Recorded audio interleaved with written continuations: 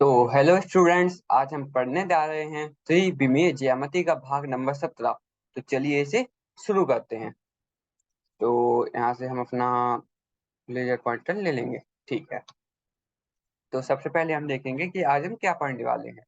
तो आज हम पढ़ने वाले हैं उदाहरण नंबर 17 और उसके बाद साथ 11.6.3 जो कि आपकी एनसीईआरटी की पुस्तक में दिया हुआ है। और वह क्या है, जो है तीन असरखे रेखाओं या फिर बिंदुओं से होकर जाने वाली समतल का समीकरण। जैसे मुझे तीन बिंदु दी गई हैं, ऐसे एक बिंदु, दो बिंदु और तीन बिंदु दी गई हैं, तो इन तीन बिंदुओं से होकर जाने वाली समतल का समीकरण निकालना है। Equation of a line passing through तीन नॉन कोलिनियर पॉइंट्स को पहले हम देखते हैं। कोलिनियर पॉइंट्स, कोलिनियर क्या कहते हैं? असरेखीय रेखाएं, सॉरी बिंदु है, असरेखीय बिंदु है। इन्हें क्या समझेंगे? जैसे मान लो मेरे पास एक बिंदु यह है, दूसरी बिंदु यह है, तीसरी मैंने मान लो इन तीनों को एक लाइन से जोड़ा, और अगर ये तीनों एक लाइन से जुड़ जाती हैं तो यह असरेखीय रेखा हो जाएगी, क्योंकि वह एक ही दिशा में इन तीनों के मान लो बीच में मैं जोड़ता हूँ। मान लो यह हो गया हमारा ए, यह हो जाएगा बी और यह हो जाएगा सी। अगर ए बी और बी सी की दिशा एक ही हो गई तो वह असरेखीय बिंदु हो जाएंगी। तो हमें उन बिंदुओं का हम मतलब कि समतल का समीकरण निकाल नहीं सकते, क्योंकि आप देख सकते हैं एक मान लो ऐसे हो गई। आप ऐसे एक किताब लीजिए, मान लो यहाँ पर एक पॉइंट है, यहाँ पर एक पॉइंट है, यहाँ पर एक पॉइंट है। तो इस समतल से जाने वाली आप जितने भी पेज होंगे वो सभी उन तीनों बिंदुओं से जा रहे हैं। ठीक है, सभी उन तीन बिंदुओं से जा रहे हैं, आपको दिख रहा होगा। ठीक है। तो ऐसे बहुत सारे समतल हो जाएंगे, लेकिन हमें कुछ गिनती के समतल ही निकालने हैं। मतलब गिनती के समतल क्या, एक ही समतल निकालना है। तो भाई तीनों बिंदु अलग अलग, मतलब अलग अलग रेखा पे होनी चाहिए, या उन तीनों को बिंदुओं को जोड़ने वाली रेखाएं अलग अलग दिशा में होनी चाहिए, तभी वह नॉन कोलिनियर पॉइंट्स कहेंगे या फिर असरेखीय बिंदु उन्हें बोलेंगे। तो चलिए इसे देखते हैं। तो सबसे पहले हम देखेंगे उदाहरण नंबर 17 को। ठीक है। तो उदाहरण नंबर 17 में हमें दिया गया है उस, पहले इसे नीचे कर लेता हूँ। ठीक है। उस समतल की का सदिश और कार्तीय समीकरण ज्ञात कीजिए जो बिंदु 5,2, -4 से जाता है और 2,3, -1 दिग अनुपात उसकी रेखा पर लंब है। ठीक है। तो इसका हल हम देखने वाले हैं। तो उस समतल, पहले मान लो मैंने यह एक समतल मान लिया है। इस समतल पे हमें क्या दिया गया है? जो बिंदु 5,2, -4, मान लो यह बिंदु मुझे P दी गई है, जो कि ये कितनी है? 5,2, -4 यह बिंदु मुझे दी गई है। ठीक है।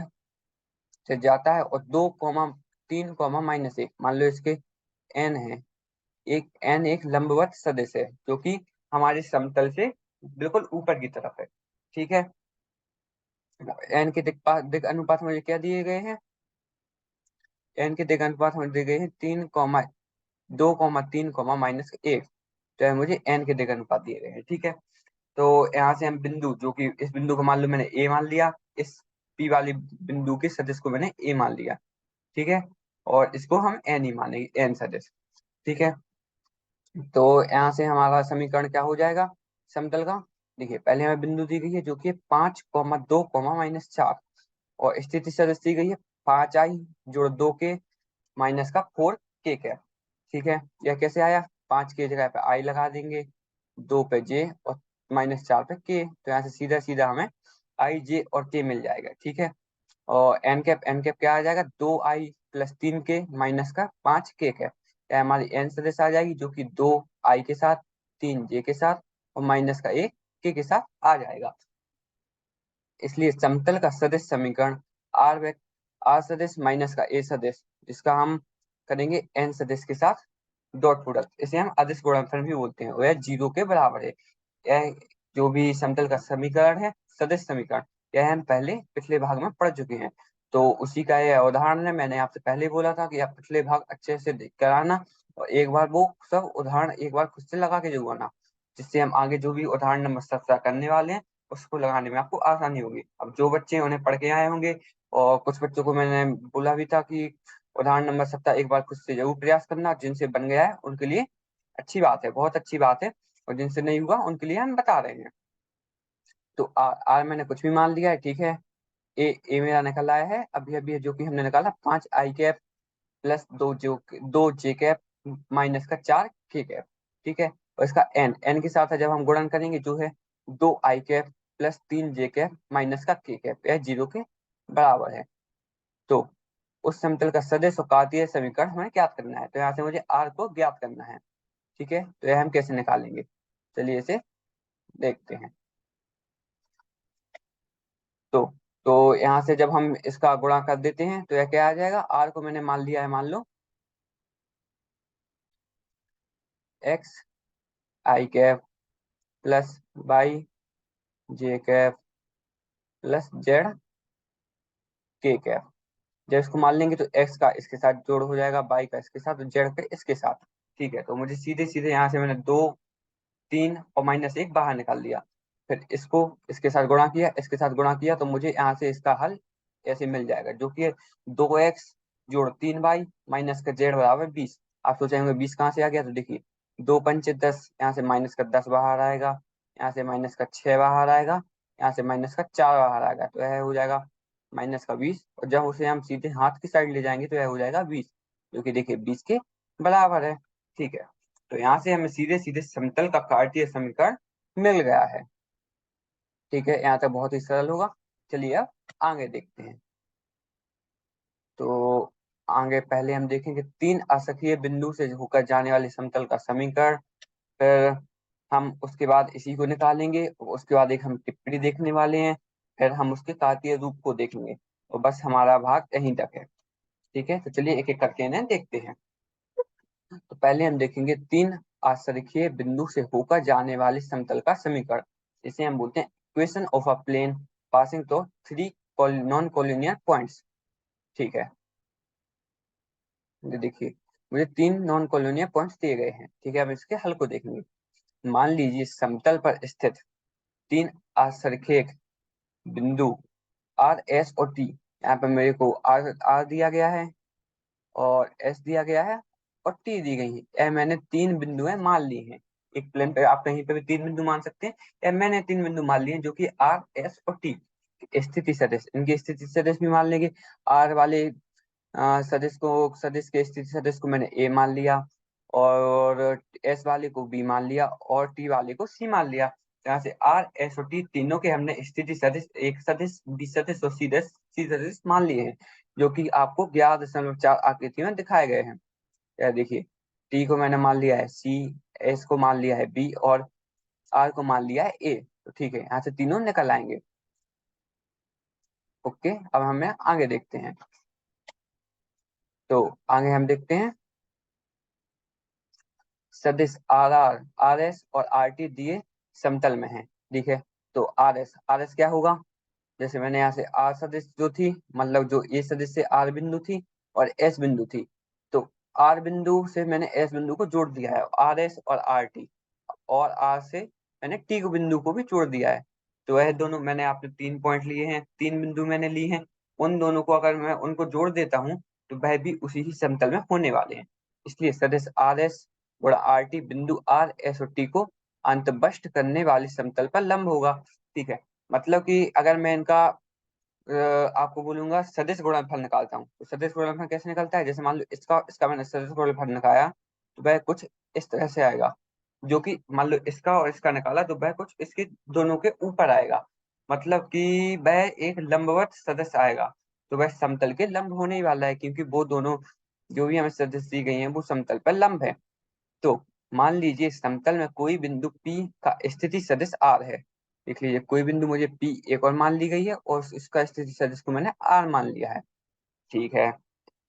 इसलिए R से जाने वाले तथा सदिश आर एस गुणा आर टी, आर एस गुणा आर टी लिख लिया, का लंब समतल के समीकरण यह होगा। देखिए इसको कैसे निकाला, ये देखिए R मैंने P बिंदु को मान लिया, क्या है मेरे अभी भी समतल पर है, और ए क्या है मेरी, ए है मेरी आर वाली बिंदु, तो यहाँ से पी आर क्या आ जाएगा, पी आर सीधे सीधे आ जाएगा आर सदिश माइनस का ए सदिश, ठीक है। यह है मेरा समतल पर, ठीक है, यह चीज मेरी समतल पे होने वाली है। अब हम देखते हैं आर एस गुणा आर टी, यह चीज मेरे समतल के लंब तक होने वाली है। मैंने आपको पहले बता दिया कि दो सदिशों का जब हम सदिश गुणनफल निकालते हैं तो वह उनके लंब तक आती है। लंब तक मतलब आप समझ सकते हैं, जैसे इन दोनों का मैंने सदिश गुणनफल निकाला तो वह कुछ इस तरह से आएगा। मतलब कि मान लो हथेली है मेरी, इस पर मैंने दो सदिश रख दिए, उन दोनों का सदिश गुणनफल निकाला तो वह इसके कुछ ऊपर आएगा। ठीक है, इतना आप समझ गए होंगे। तो जब इन दोनों का मैंने सदिश गुणनफल निकाला, ठीक है, तो यहाँ पे इन दोनों का सदिश गुणनफल निकालूंगा तो वह यह मेरे समतल पे है, यह मेरे सदिश के ऊपर है। तो इन दोनों का जब भी मैं डॉट प्रोडक्ट करूंगा या फिर अदिश गुणनफल करूंगा तो वह जीरो के बराबर आने वाला है। तो आपको यह चीज हमेशा याद रखनी है कि जब भी हमें दो चीज जो भी 90 कोण के पे मिल जाती है, ठीक है, तो उनको हम जीरो के बराबर लिख के ही उनके समीकरण को प्राप्त कर सकते हैं। ठीक है, तो यहाँ से आर माइनस को मैंने आर माइनस से जे कितने लिख दिया, और आर एस और आर टी। आर एस क्या आ जाएगा, आर एस यहाँ से सीधा सीधा आ जाएगा, देखिए बी सदिश माइनस का ए सदिश। ठीक है, बी सदिश में से ए सदिश घटा देंगे तो आर एस आ जाएगा, और आर टी कैसे आ जाएगा, देखिए यहाँ से सी सदिश में से जब हम ए सदिश को घटा देंगे तो यहाँ से सीधे सीधा आर टी आ जाएगा। ठीक है, यह रही हमारी सी सदिश में से जब मैं ए सदिश घटाता हूँ, देखिए सी सदिश में से मैंने ए सदिश घटा दिया तो मुझे आर टी सदिश मिल जाएगी। ठीक है, तो आर टी की जगह मैंने सी माइनस ए रख दिया और आर एस की जगह बी माइनस ए रख दिया, और इन दोनों को जीरो के बराबर कर दिया, क्योंकि हमने इन दोनों के बीच में अदिश गुणनफल निकाला है, जो कि अगर दो चीजें जो कि 90 कोण पर स्थित है तो उनकी अदिश गुणनफल जीरो होता है। ठीक है, तो इसे आगे देखेंगे। तो यह तीन आसरिखीय बिंदु से गुजरने वाली समतल के समीकरण का सदिश रूप है। तो देखिए तीनों बिंदुओं से गुजरने वाली जो भी समतल का समीकरण होगा वह हमें सीधा सीधा मिल गया है। तो एक बिंदु है हमारी बी, ए और सी, तो यहाँ पे ए बी और सी तीनों बिंदु हमें मिल गई हैं। और आर बिंदु क्या है, आर है मेरी कोई भी समतल पर कोई भी बिंदु हो सकती है, वो आर है। जैसे देख लीजिए, मान लो यहाँ से मेरी ए बिंदु और बी बिंदु और सी बिंदु को का मान मैंने रख दिया है, और कोई भी बिंदु आर लेता हूँ तो मैं उसका मान अगर इसमें रखूंगा तो वह जीरो आने वाला है, अगर वह समतल पे होगी वह बिंदु तो ठीक है, यहाँ से हमें तीन बिंदुओं से गुजरने वाली समतल के समीकरण का सदिश प्रारूप मिल गया है। और आपको यह ध्यान रखना है कि तीनों बिंदु यहाँ पर हमारी आश्ररेख थी। और आश्ररेख कैसे समझ सकते हैं कि वो तीनों एक लाइन में नहीं आती थी, या फिर उनको जोड़ने वाली जो भी रेखा थी वह एक ही दिशा में नहीं थी। ठीक है, तो इतना हमने पढ़ लिया है, अब आगे देखेंगे। तो आगे दी गई है हमें टिप्पणी। उपयुक्त प्रक्रिया में तीन आश्रित बिंदु कहना क्यों आवश्यक है। देखिए मैंने आपको पहले बता दिया है, जो कि अब ये लोग टिप्पणी में बता रहे हैं, फिर भी हम इसे देख लेंगे। देखिए, तो उपयुक्त प्रक्रिया में तीन आश्रित बिंदु कहना क्यों आवश्यक है। देखिए यह मैंने यहाँ पे बताया था कि अगर तीन बिंदु एक ही लाइन में आएंगी, ठीक है, तीन बिंदु एक ही लाइन में आने वाली, मैंने देखिए आपको यहाँ पे पुस्तक इस कॉपी के हिसाब से आपको समझा के बताया था कि मान लो इस कॉपी पर तीन बिंदु मैंने ले लिए हैं, तो इसके जितने भी पन्ने होंगे वो समी उस समतल में तो तीनों बिंदु आ जाएंगे। तो इस समतल में भी आ सकते हैं, इस वाले में भी आ सकते हैं, इस वाले में भी आ सकते हैं, इस वाले में भी आ सकते हैं। तो कितने सारे समतल ऐसे बन सकते हैं जिनमें यह बिंदु आने वाली हैं। तो इसलिए हमें उन बिंदुओं को आसरेख बिंदु रखना है, ठीक है, ताकि वह एक ही लाइन में ना आए। तो ये समतल एक पुस्तक के पृष्ठों की भांति होते हैं, जहां बिंदु आर एस और टी के अंतर्विष्ट करने वाली रेखा पुस्तक के पृष्ठों के बंधन वाले स्थान के सदस्य है। मैंने आपको बताया था कि एक पुस्तक हम लेंगे तो उसके जितने भी पृष्ठ होंगे या फिर जितने भी पेज होंगे वो सभी उसे अंतर्विष्ट करने वाली रेखा पुस्तक के पृष्ठों के बंधन का स्थान के सदस्य हैं। मतलब कि कितने जितने भी हमें पृष्ठ दिखेंगे या फिर जितने भी हमें पेज दिखेंगे वो सभी समतल के समीकरण होने वाले हैं। मतलब कि समतल समतल के अधिक अनगिनत समीकरण हमें मिल सकते हैं, तो हमें तीनों रेखाओं के इसलिए आसरेख लेना है। ठीक है, अब आगे देखेंगे। तो आगे हम इसके कार्तीय रूप को निकालने वाले हैं। तो मान लीजिए बिंदु आर एस और टी के निर्देशांक x1 y1 और z1, और x2 y2 और z2, और x3 y3 और z3, यह तीनों हैं। देखिए यह कोऑर्डिनेट्स मुझे एक्स पी आर एस और टी के दिए गए हैं। ठीक है, मान लीजिए कि समतल पर किसी बिंदु पी के निर्देशांक एक्स वाई और जेड हैं। ठीक है, किसी बिंदु जो पी हमने आर लिया था वहां पे उसके निर्देशांक को हमने एक्स वाई और जेड मान लिया है। भाई इसकी स्थिति सदिश आर है, इसकी स्थिति सदिश हम पहले ही मान चुके हैं जो कि आर है, यहाँ पर भी हमने आर ही माना है। तब आरपी, आरपी क्या होगा, आरपी मेरा निकल आएगा।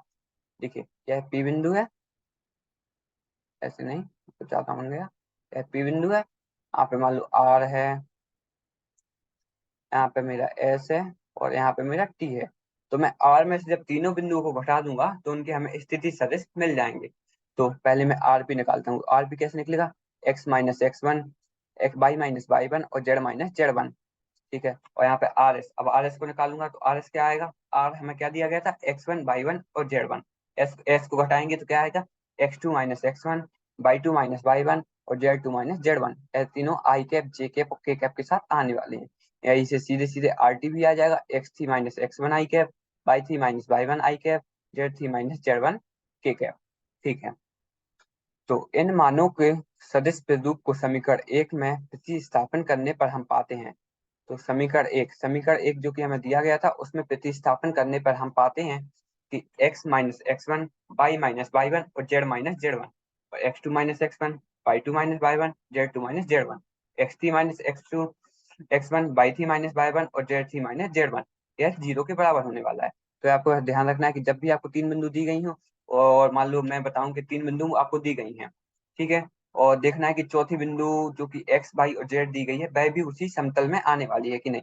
तो आपको बस जो हमारे यहाँ पे डिटरमिनेंट दिया गया है इसको सीधा सीधा लगाना है, और मैंने आपको बताया था कट क्रॉस हम कैसे लगाते हैं इसमें। ठीक है, इसके साथ हम जोड़ेंगे तो इन दोनों का लगाएंगे। तो जैसे ही हम निकालेंगे तो यहाँ से हमें पता चल जाए कि जो भी बिंदु हमने पी ली है वह उस समतल में आने वाली है कि नहीं। तो यह इसको चेक करने का बहुत ही सरल तरीका है जो कि आपको ध्यान रखना है। तो तीन बिंदु एक्स वन बाई वन और Z one, x two by two और जेड टू, और एक्स थ्री बाई थ्री और जेड थ्री से गुजरने वाली समतल का समीकरण का कार्तीय प्ररूप है। तो यहाँ से इसके कार्तीय प्ररूप भी हमने निकाल लिया है जो कि यह रहा। ठीक है, तो यहाँ से कार्तीय प्ररूप निकालने के लिए बस आपको क्या ही करना है, मान लो यहाँ पे तीनों बिंदु मुझे को दी गई हैं जो कि एक्स वन बाई वन और जेड वन है, और एक्स टू बाई टू और जेड टू है, एक्स थ्री बाई थ्री और जेड थ्री है। तीनों को हमें रख देना है और इस डिटर्मिनेंट को जो भी हमें दिया गया है उसको हल कर देना है। तो यहाँ से मुझे सीधे सीधे इसका समीकरण का कार्तीय प्ररूप मिल जाएगा। ठीक है, अब हम देखते हैं कि ठीक है, तो यहाँ पर हमारा लेक्चर आज ही खत्म हो गया है। ठीक है, तो आज हम क्या पढ़ चुके हैं, आज हम पढ़ चुके हैं उदाहरण नंबर 17। एक बार मैं बता दूं उदाहरण नंबर 17 मैंने क्या पढ़ा था। हमने यहाँ पे कार्तीय समीकरण निकाले थे। एक बिंदु मुझे दी गई थी और एक दिग अनुपात वाली रेखा पर लंब दी गई थी, मतलब मुझे एन भी दिया गया था और ए भी दिया गया था। इन दोनों की मदद से हमने यहाँ पर उस समतल के सदिश और कार्तीय समीकरण निकाल दिया है। ठीक है, तो उसके बाद हमने देखा था तीन असरेखीय बिंदुओं से होकर जाने वाली समतल का समीकरण। मतलब कि मुझे तीन असरेखीय बिंदु दिए होती हैं जो कि समझ लीजिए एक ही लाइन में नहीं आने वाली। एक ही लाइन में क्यों नहीं आने वाली, जो कि मैंने इस पुस्तक के उदाहरण से आपको समझा दिया है कि एक ही लाइन में आएंगी तो आपके पास अनगिनत समीकरण हो जाएंगे उस समतल के। लेकिन अब हमको वो नहीं चाहिए, इसलिए हमें उनको असरेख बिंदु लेना है जिन्हें हम नॉन कोलिनियर वेक्टर भी कहते हैं। मतलब कि वह बिंदु एक ही लाइन में, तीनों बिंदु एक ही लाइन में नहीं आनी चाहिए। ठीक है, तो आज हमें पढ़ चुके हैं। अब आगे हम क्या पढ़ेंगे, तो आगे हम पढ़ेंगे उदाहरण नंबर 18, और साथ में पढ़ेंगे 11.6.4 में समतल के समीकरण का अंत, अतः खंड रूप, मतलब जिसे हम कहते हैं intercept form of equation of a plane. Intercept पहली बात क्या होती है, देखिए मैं इसे बताता हूँ। तो देखिए मेरे पास यह एक्स वाई और जेड अक्ष दिए गए हैं, और यहाँ पे मान लो कोई भी प्लेन दिया गया है। तो एक्स अक्ष पे कितनी दूरी है, वाई अक्ष से कितनी दूरी पे है, और जेड अक्ष पे कितनी दूरी पे है। यही हमारे इंटरसेप्ट होते हैं, इन्हीं को हम खंड रूप भी कहते हैं। खंड रूप में हम कैसे निकालते हैं समतल का समीकरण, वो भी हम आने वाले भाग में देखेंगे। तो चलिए आज का लेक्चर बस यहीं पे खत्म करते हैं। धन्यवाद। जो भी हम मैंने पढ़ा है वो आप अगले भाग में जरूर पढ़ के आइएगा, शायद उसका प्रयोग, शायद नहीं ज्यादातर उसका प्रयोग होता ही है, तो आप वो अगले भाग में जरूर पढ़ के आइएगा। Thank you.